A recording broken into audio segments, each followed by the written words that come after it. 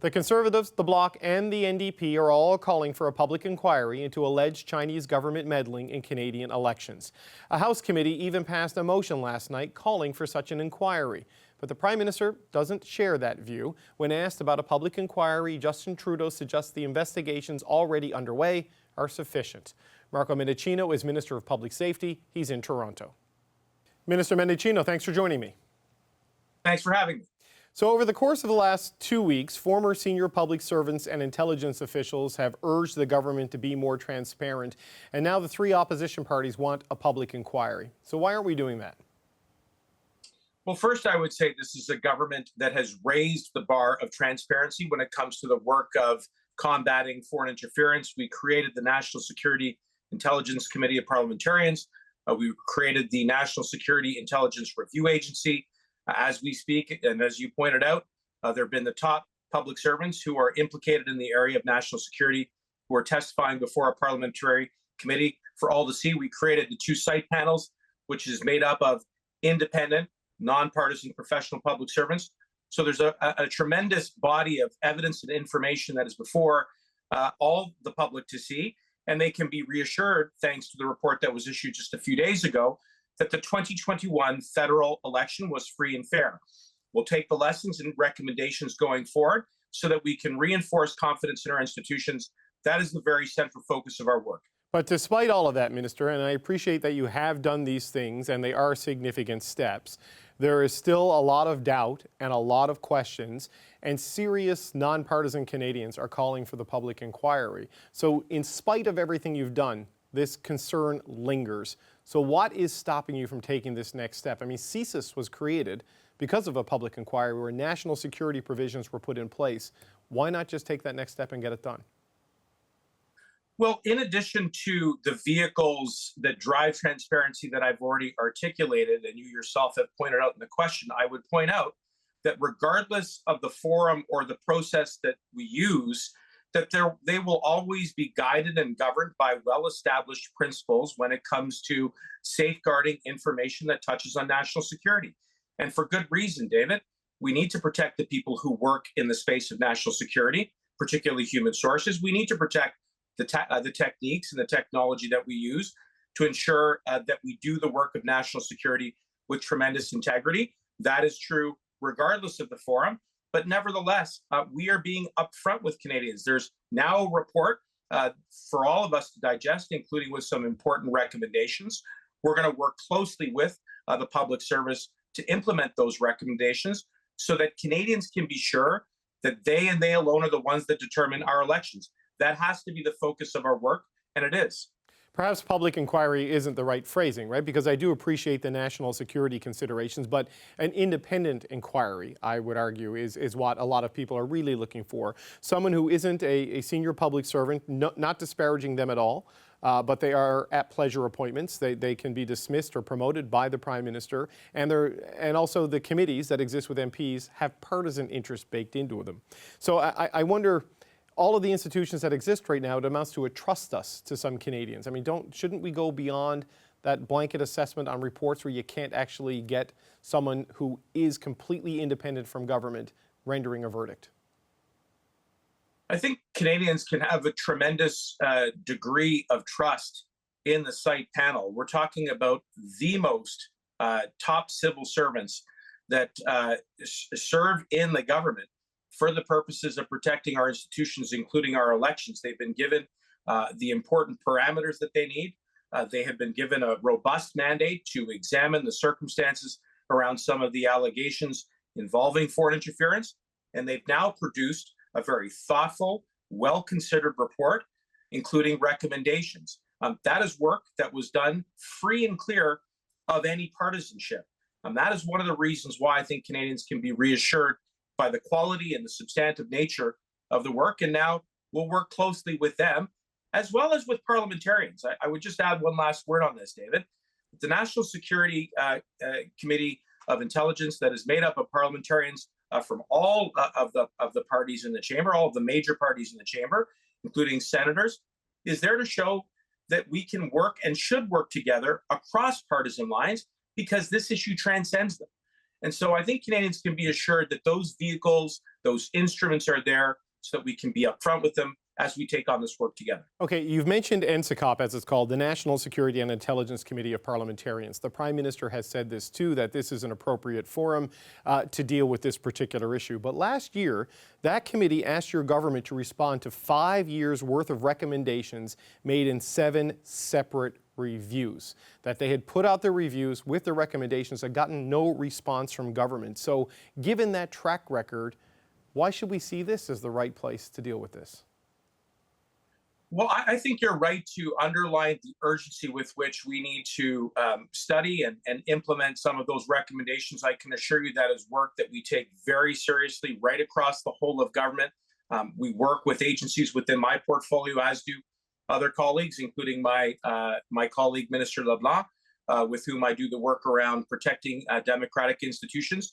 So it's quite right to point out that we do need to take a look at whether or not there's some additional instruments and authorities that we need to put into place, given the complexities around foreign interference. My point to you is that it's also important that we bring all Canadians along in this conversation, and we can do that with the requisite vehicles of transparency that we've been discussing. That's how you can build trust and confidence in our institutions and protect our elections. But if you have NSICOP and it's been making recommendations for 5 years, I mean, this goes back before the pandemic, and the government isn't responding to it. I mean, how can we credibly point to that as a vehicle to deal with these allegations and offer Canadians reassurance if 7 reviews over 5 years are sitting there unresponded to?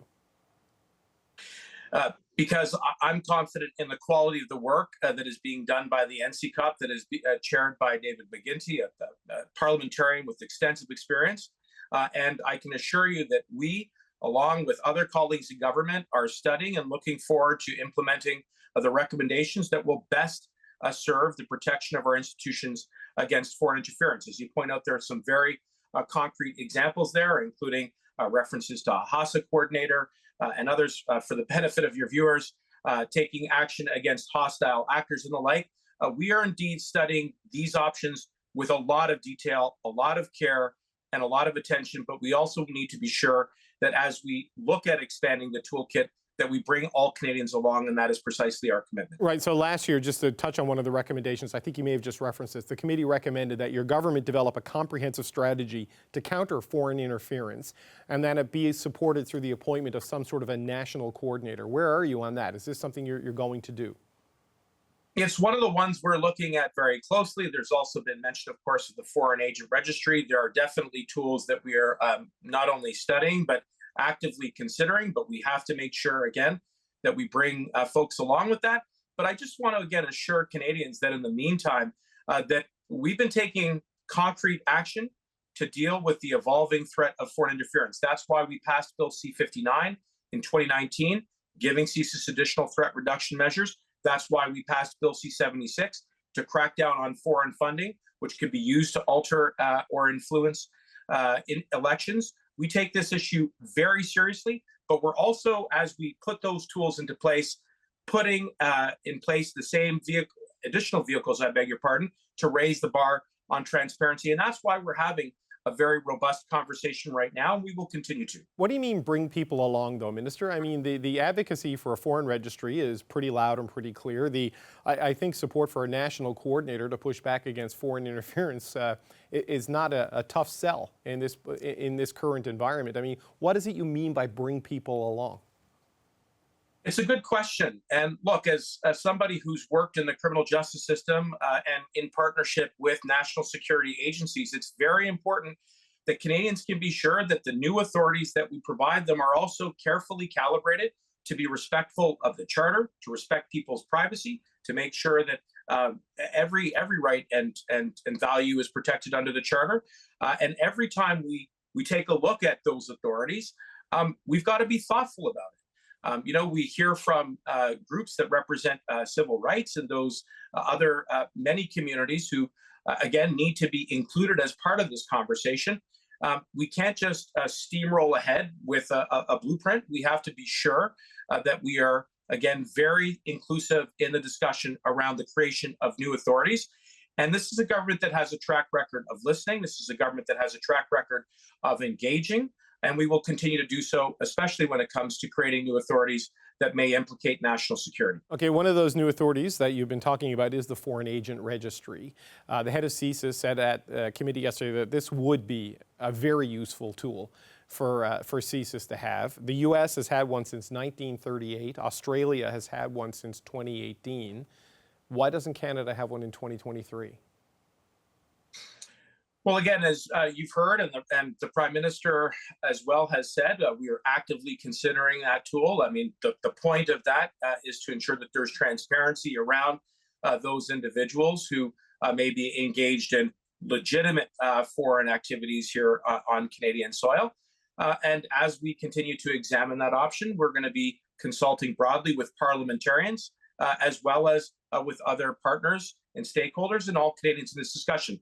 But in the meantime, I will assure you and your viewers that we are very clear-eyed about the potential risks that are posed by foreign interference when it comes to our democratic institutions.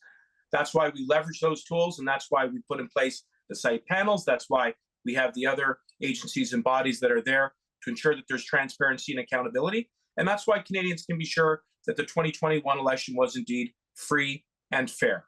So is there a timeline on this, though? Because people have been talking about this, and just as a final point, like, what is the calendar on a national coordinator to deal with foreign interference? What is the calendar on a foreign agent registry? Like, engaging and talking about it, I get all of that. But, you know, deadlines spur action and spur momentum. It's like, when can we expect to reasonably see something? Is this something that happens in 2023?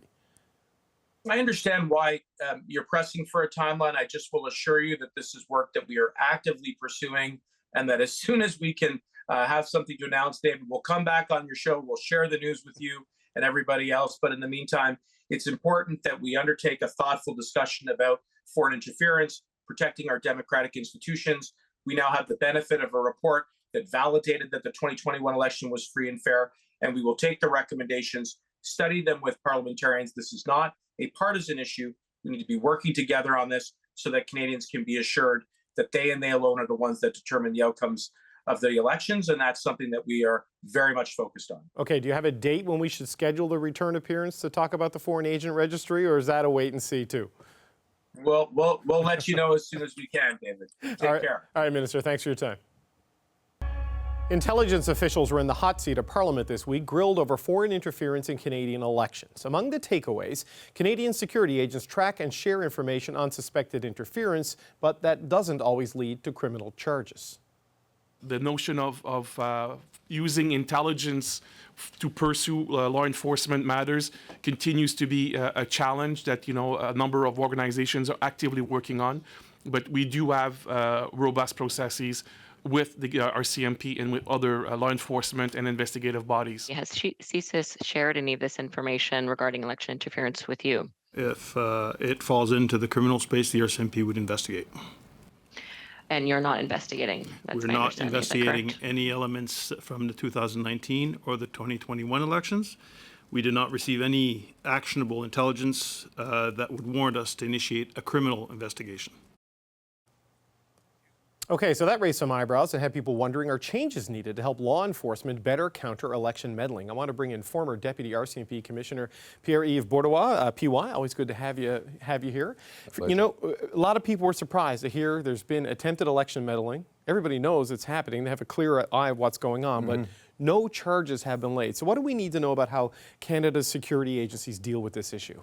Well, first and foremost, there's been an MOUs over the years that has been worked out between the RCMP and CSIS, and the fact that CSIS is gathering intelligence in relation to these influence around the election and the election meddling is obviously a case, whereas the letter of disclosure was provided to the RCMP. They looked at the evidence that are gathered, and based on the evidence that have been gathered, they're simply just stop doing actions with regards to prosecutions, because they are disclosure letter that is simply for information purpose, and there are disclosure letters that are for prosecution. In this particular instance, it's quite obvious that Deputy Commissioner Duhem indicated that there was no actionable requirements. Right. So help me understand this. Right. If I'm CSIS and I hand you my intelligence, what are the challenges of taking this intelligence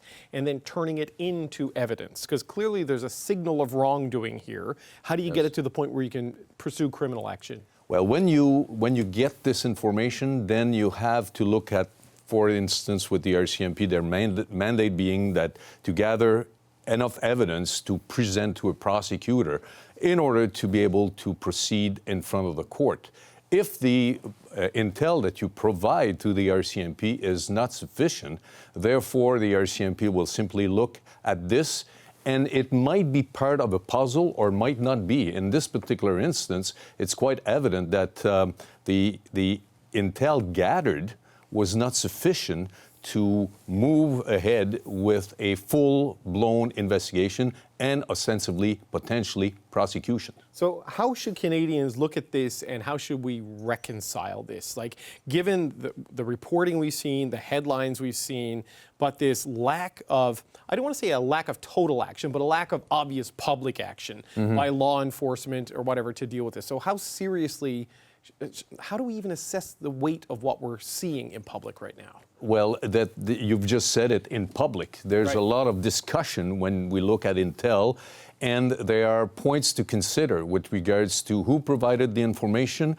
how reliable this information is, and is it usable in front of a court, yes or no? These are all key elements that the RCMP needs to consider when they get the letter of disclosure from the service. So is it just that because CSIS has to protect its sources and has to protect its techniques, even what it gives to the Mounties is trimmed down to the point that it doesn't give them even like a tip sheet of, hey, this is where we need to go to get the evidence? Is it that sparse? Well, it's already been an issue between CSIS and the RCMP, and sometimes the RCMP will receive information and they're not willing to actually work on this particular information for a number of reasons.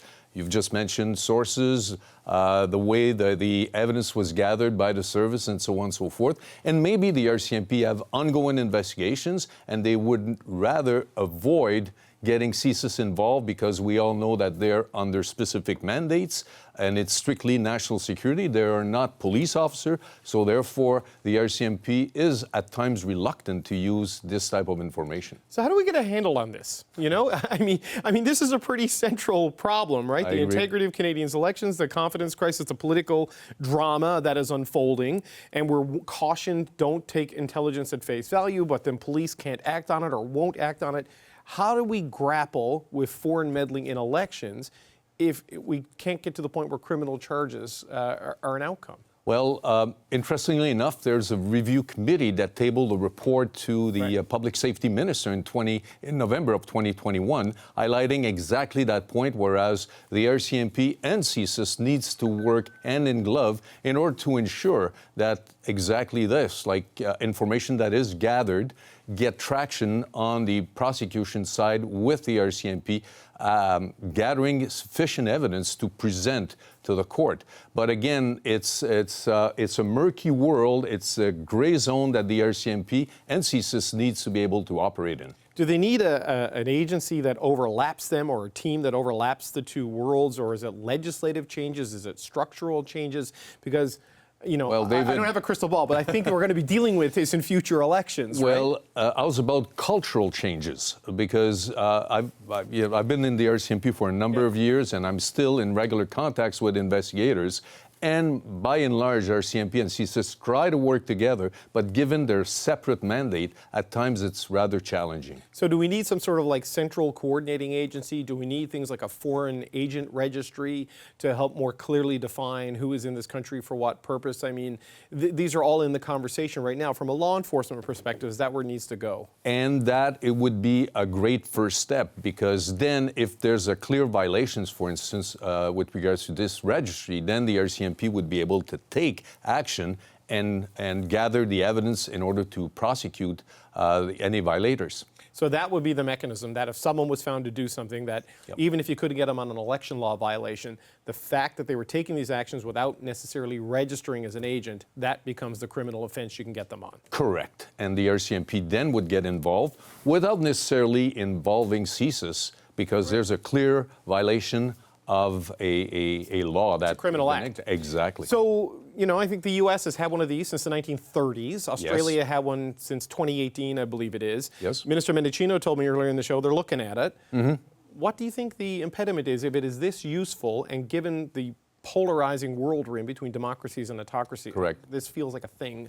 What do you think they're so slow on it? Well, it's all in the political discussion currently, but as far as I'm concerned, it would be definitely for law enforcement agencies and the RCMP step in the right direction. Right, so it becomes a structure and a set of laws that allows you to overcome, I guess, I don't want to say the deficiencies of intelligence, but for a criminal investigation purpose, it is deficient, right, to get to the evidentiary standard. Exactly. This is a way to paper over that gap. Yes, because then you have clear regulations around these types of lobbying activities, and therefore the RCMP would be able then to investigate and bring sufficient evidence, hopefully, in front of a prosecutor to ensure a conviction.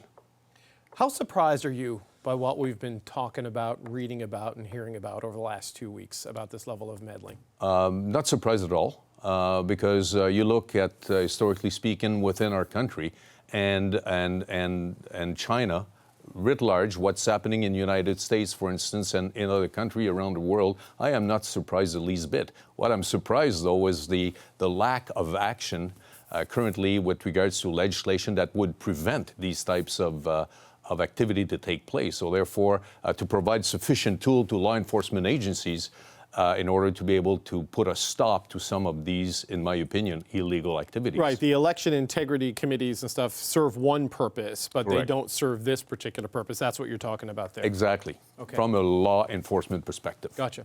PY, always great to get your perspective. Thank you so much. That's Pierre-Yves Bourduas, former Deputy Commissioner of the RCMP. Thank you.